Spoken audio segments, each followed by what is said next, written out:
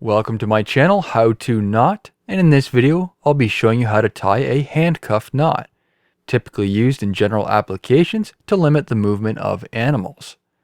Start by creating a loop, then create a second identical loop,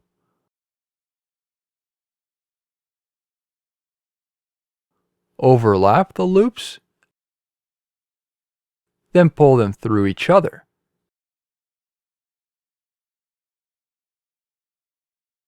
Tighten and dress accordingly. We have two adjustable non-secure loops which was typically used on an animal's legs to prevent or limit movement. This knot cannot be used to handcuff to restrain someone, as the loops will slip unless they are secured.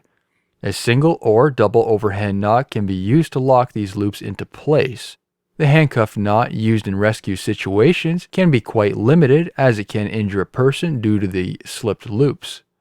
This concludes the rest of my video. I hope you enjoyed it. Please be sure to hit that thumbs up button, and if you'd like to see more knot tying videos, subscribe to my channel. Thank you for watching.